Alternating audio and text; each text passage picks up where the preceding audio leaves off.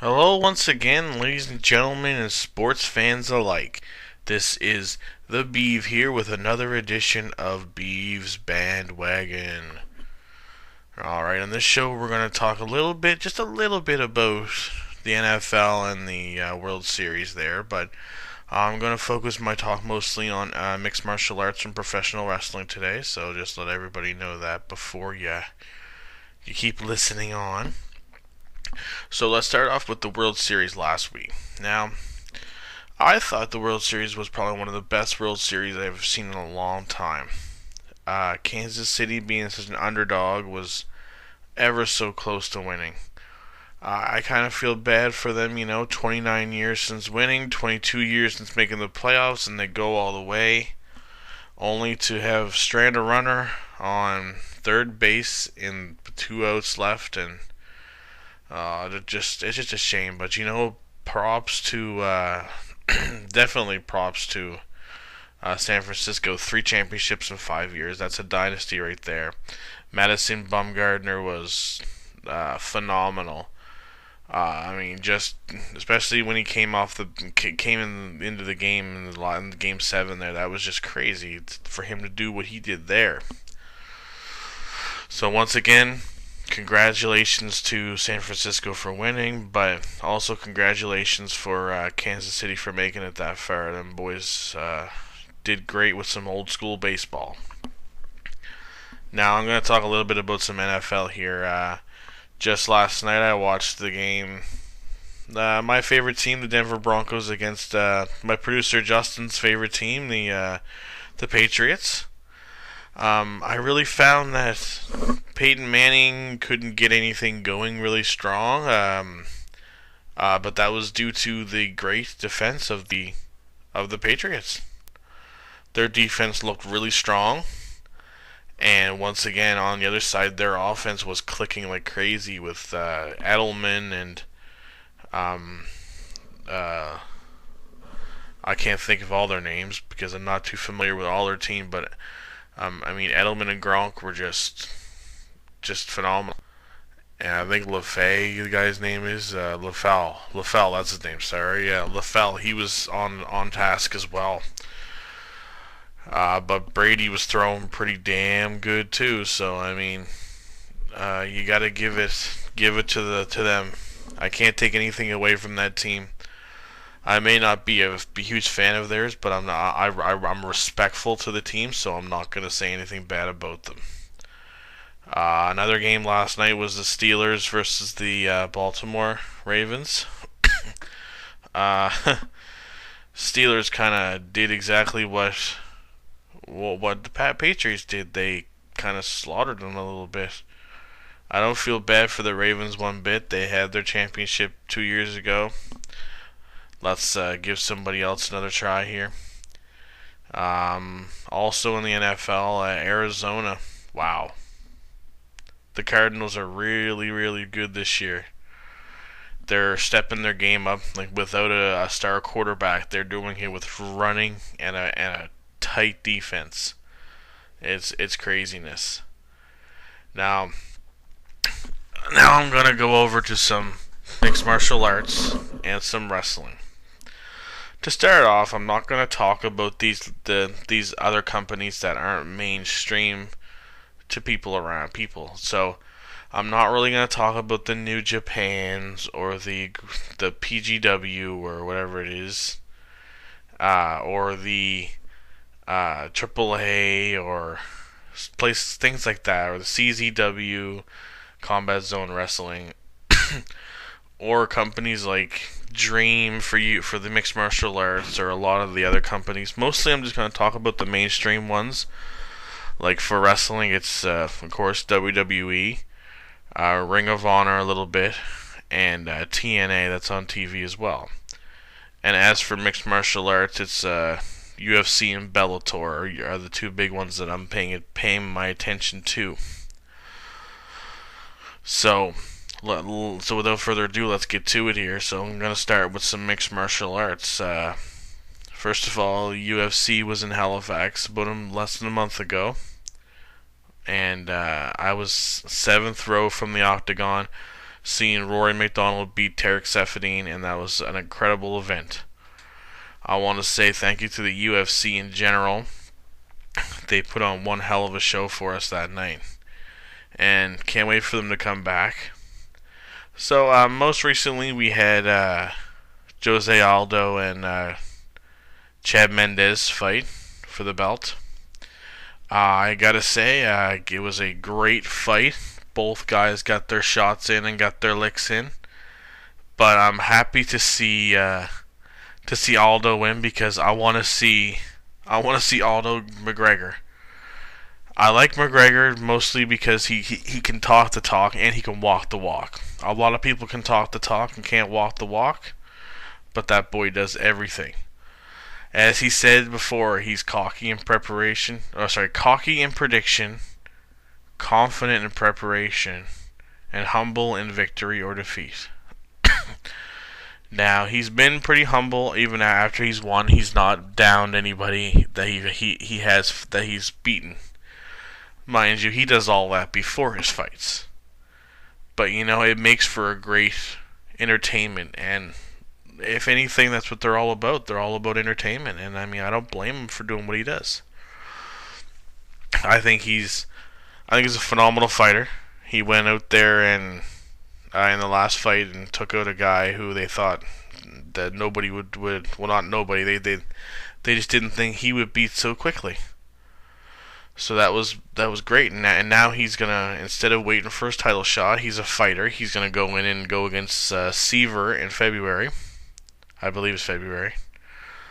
In a Boston show. And well, I really don't see him losing that. So I see a summer event of him, Conor McGregor versus Jose Aldo for the title, and well, I don't see Aldo winning. Conor McGregor's a new breed of fighter and a hard fighter at that. Like he even admits it. He wants the money. And there are some people out there that don't do it for the money at all, but for the love of the fight, he does it for both. Of course he wants to make money, but he also does it for fighting. Simply what is it? Donald Cerrone. Donald Cerrone will go in January and have his 7th fight in 12 months, I believe it is. That's pretty crazy. But the guy. I think it was reported before that he was pretty low on money and bankrupt at one point or something like that, and now he's getting as many fights as he can so he can make some money and pay off his debts and I guess go wakeboarding, as Dana White would say, which drives Dana a little bit nuts that he went wakeboarding the week before his fight. Pretty crazy. But in other news of the UFC,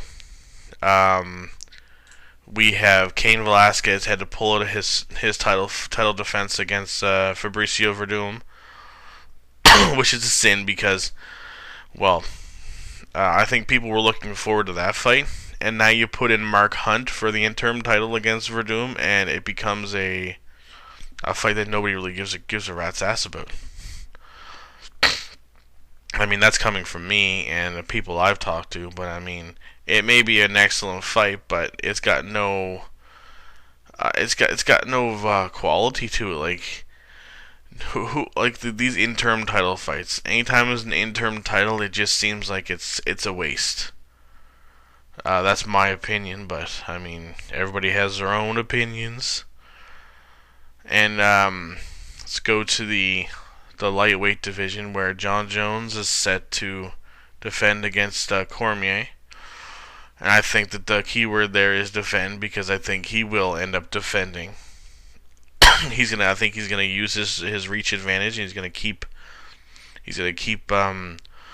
DC away from him, and he's gonna keep him in. It's not gonna be an exciting fight, I don't think, on Jones's part. I think Cormier is gonna try to throw hard, but I think John Jones is just gonna try to get out of there unscathed as best he can by keeping DC away. And then we got Anderson Silva making his comeback after that gruesome broken leg. Oh my god. coming back to fight Nick Diaz,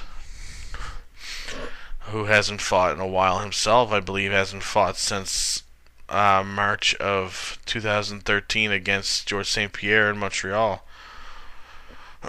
which I was there for. It was a great fight.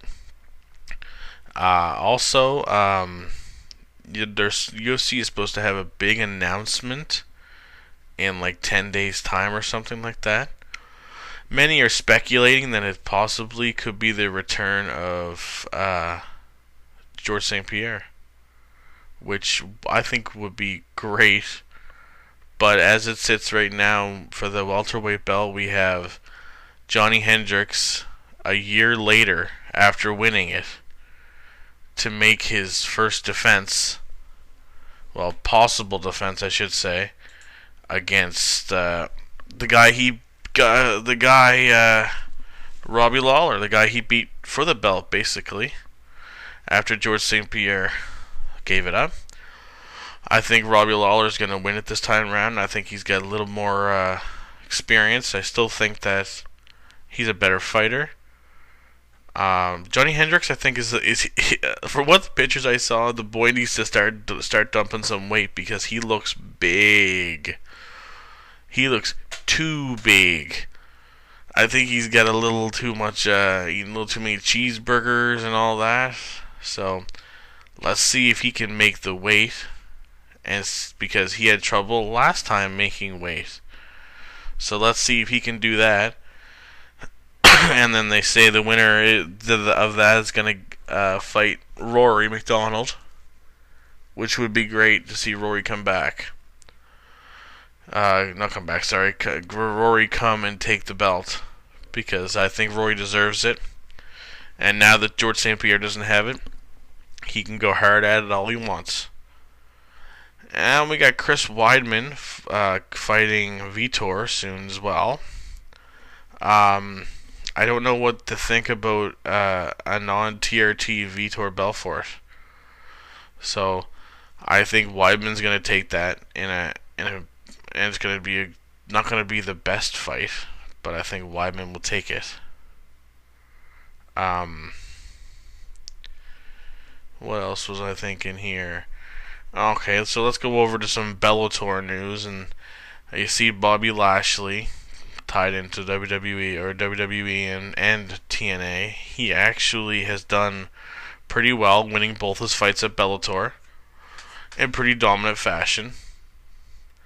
So they're gonna have Tito Ortiz against Stephan Bonner. I don't think that's a good idea, but I mean, I'm not Scott Coker running the company. I just think that Stephan Bonner, who's in the UFC Hall of Fame for getting his ass kicked by Forrest and not winning shit in the UFC. So just because Dana White doesn't like Tito Ortiz, he gave him his release so he could go fight him in Bellator, which I think is stupid. And the whole masked man thing, when they pulled it off, I don't think anybody besides Tito knew who the heck that was. I mean, what was the point of it all? I just think you got two guys way past their prime who are going to put on a show the best they can, but it's not going to be good for most of the fans. Now, on that card, they're also going to have Will Brooks versus Michael Chandler for the belt. I think that's going to be the best fight of the night right there. I think those two boys can throw. Let's just see. What is it? King Mo is fighting as well. I don't see King Mo doing too well anymore. He's lost like every title fight he's had in Bellator. Most recently, Emmanuel Newton defended his belt very slimly, though. He was getting beat badly in the first 2 rounds, almost submitted like 3 or 4 different times. Came back in the championship rounds to win it in the 4th. I'll give him credit. The man knows how to get out of submissions, and there are a lot of guys out there who can't get out of the submissions. I definitely am looking forward to some of the fights coming up, but this Verdum Mark Hunt fight for UFC is just a bore, much like Ben Askren was in before they let him go. In what company and in any circumstance has a champion and their contract comes up and they don't re-sign him if you don't like him? I mean, wow, what an amazing thing. He's your champion, he's undefeated in the company, and, well, he's so boring that they didn't want him anymore. And UFC wouldn't take him either because he'd be a friggin' bore to them, too. So let's step over to some wrestling. So, the big thing that my gripe about wrestling today, personally, is, first of all, I didn't like the fact that they gave Lesnar the win over The Undertaker at WrestleMania. That is just ridiculous. How can you give a man, a part-time player, who's going to be there, just ever so often, never all the time, and an already established guy, the win over the guy like The Undertaker? The best thing, in my personal opinion, would have been to take a guy who's just on the rise, somebody specifically like a Roman Reigns, and you give him the match against The Undertaker. You have him not dominate The Undertaker by any means, have it a great match where Undertaker dominates most of the fight, and he comes back and just back and forth, and then you have Roman Reigns winning it in the end. And then, you have Roman Reigns go on to maybe fight for the title, maybe not get the title right away, but go fight for the title a few more times, I should say. But that being said, with all the hoopla about the win that Lesnar had, there's all kinds of speculation. Did Lesnar do it and nobody know about it? Did Vince change it in the back? Did The Undertaker want it? At this point, it doesn't matter. It is what it is. And after that, WWE did the right thing. Because if you have somebody beat The Undertaker and somebody's dominant as Brock Lesnar go on to fight the champion, he has to win. And he has to win in dominant fashion. And all you naysayers about John Cena out there, the big thing there is that the reason he won the belt before that was because nobody else would job, so to speak, to Lesnar and take the pounding that Lesnar would give him, because Lesnar doesn't exactly fight by the rules. He actually hits people sometimes. Nobody else would do it but John Cena. John Cena's a company man, and he does what he has to do, and I respect that. That being said, I didn't like the outcome of their second match, where they had Seth Rollins come in and disrupt it, but I guess it's what they had to do, seeing that, well, first of all, Roman Reigns with a big injury, which is terrible for him, but he'll be back soon enough. But with Lesnar not going to be on WWE television until, did they say late December, early January? Now that right there is the most ridiculous part. Like, in today's wrestling business, how can you set up a championship match in the future without the champion there? That really doesn't make sense. So what they're doing is they're putting, first they put John Cena against Dean Ambrose for the chance to fight Rollins, and the loser fights Randy Orton, and surprise, surprise, Randy Orton, John Cena number 275 or whatever in the Hell in a Cell, which was for the shot at the title. So Cena wins that. And what happens next? They go into Survivor Series, And now they wanted him to join. They wanted Cena to join and be part of team, or the leader of Team Authority, which is just ridiculous. And now, instead of having a heavyweight title match at Survivor Series, they're going to do a traditional Survivor Series match, which I enjoy those, but if you're going to do those, why are you going to put the number one contender in that match?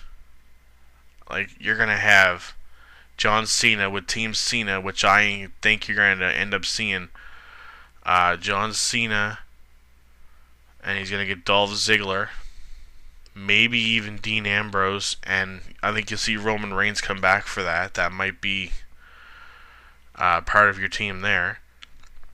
And it's pretty obvious what Team Authority is going to be. I mean, obviously you're going to be Rollins as the captain.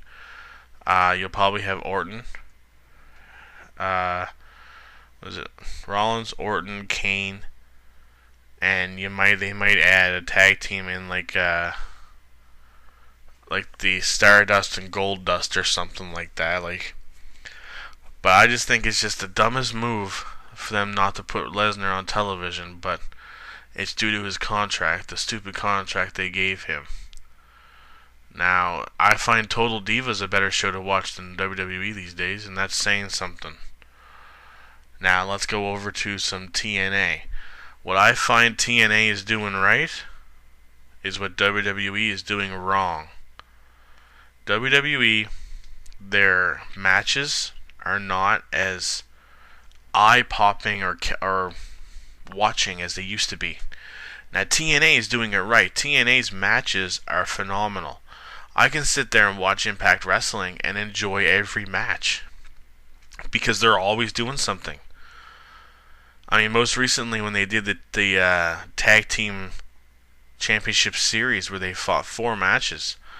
1 regular match, a table match, a ladder match, and a Full Metal Mayhem, also known as a TLC match, with the Hardys, the Dudleys, and the Wolves. I mean, those guys brought down the house. Like, just the things that they were doing. I mean, it was ridiculous. And then you have, usually, instead of just naming somebody number one contender, they have a match to show who the number one contender is so that you can believe a little more than somebody just saying, well, Bobby Roode, you're the number one contender. And they actually have I think that their style is great. I hope they get a TV deal soon. I hope they stay with Spike, but that's maybe not a possibility. But I think that if you combine the backstage non-wrestling segments of WWE, which they still do great, with the wrestling and the in-ring product of a TNA, I think you got a blockbuster show. A TNA's whole camera hiding, so you can't really, so you look like you're eavesdropping on these guys, is getting a little old. Their 6-sided ring is great. That makes them unique, which is perfect for them. Their wrestlers, like, some of them are top notch. I've seen them in person, like some of their older wrestlers. When they had AJ Styles has come to Halifax live. So has Christopher Daniels 4 or 5 times now. Seen Petey Williams, who I wish was still wrestling for them. Going to be seeing Bobby Roode, which is crazy. The TNA champion is going to be bringing his belt to Halifax, Nova Scotia for our little show, Wrestle Center. But I think that wrestling, I think WWE is going in the wrong direction. I think that TNA is going in the right direction. But the big thing for TNA is they need to not lose their big talent anymore. They were going in the right direction at the beginning of this year before they lost AJ Styles, Sting,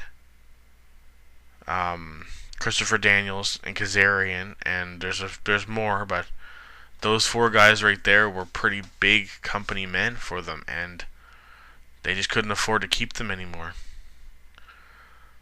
because of just money issues. And TNA, that's their biggest issue. And if they don't keep their top level guys and maybe get those guys back, then they're gonna fail, and they're gonna fail miserably. WWE needs to work on their in-ring product and not do the same match week after week after week. I can understand you doing the same match on Raw and SmackDown because somebody whoever won on Raw or whoever lost on the Raw wants their vengeance, and I understand that. But as far as a weekly show goes, there shouldn't be the same matches in 2 weeks in a row. You got to mix it up a little bit. It's just I miss WCW when it comes down to it. Everybody, WCW gave WWE a run for their money, and it was a great company. Started one of the greatest organizations ever, and that would be the NWO. And all incarnations of it, except for the WWE one, were great. Their parent company that was before them, with Ric Flair and all those guys, they started the Four Horsemen, which is the greatest organization ever, if you ask me. Stable, faction, however you want to say it. I think that the company Ring of Honor, if they were to ever get a good television deal, a network television deal for people like me and people all around the country to see it, I can bet that they would surpass TNA in a heartbeat. But the problem is that they haven't got the money for that right now. And these boys, they're still an independent company. So if they were to get this TV deal and make themselves a major player in the promotional business, they have some very good talent there. Like, they've gotten guys like the AJ Styles has been there, Colt Cabana, and just the names just go on and on and on of guys who were there who are better than being there at the right now because of their low budget and low everything. But these guys can't seem to get any decent money from TNA, which is where the next step would be at this point, because WWE doesn't want to give them any money because they're unproven on television and all this stuff, and they're just putting them to NXT. And I mean, Derek Bateman, I believe his name was, in NXT, went over to to TNA and became Ethan Carter III, and now has shown that he can perform on television and is very good on the microphone. And I mean, it just seems like wrestling in general is due for a boom, but before that boom to happen, maybe WWE has to abandon the PG era and go a little. You don't go back to the Attitude Era, but just maybe something in between. Don't keep what you're doing, because the product for television is it's just junk now. It's junk. I DVR it and I watch like 10 minutes of it. But like, you go over to TNA and I watch their 2-hour show. I watch maybe an hour and a half of it. I mean, an hour less of a show, and I'm still watching over an hour more of it. Yeah, take some hints from each other, both companies, and fix yourselves. Fix yourselves right. Because one company's doing one thing the other one should be doing, and vice versa. Do a little flip-flopping here, and then things will be, you'll be on the right way, right track again. TNA start using Abyss again. Even though the whole allure of him's a little gone now, the little Joseph Park thing. Maybe TNA, you stop grabbing old people from WWE who mean nothing. Like a Brodus Clay, Tyrus. And for like 2 episodes, Snitsky and Big Ezekiel Jackson. Like, I mean, come on, what are you doing? I do enjoy you guys bringing the old hardcore guys back. That is nice. But it's a temporary fix for things. Your roster is small again.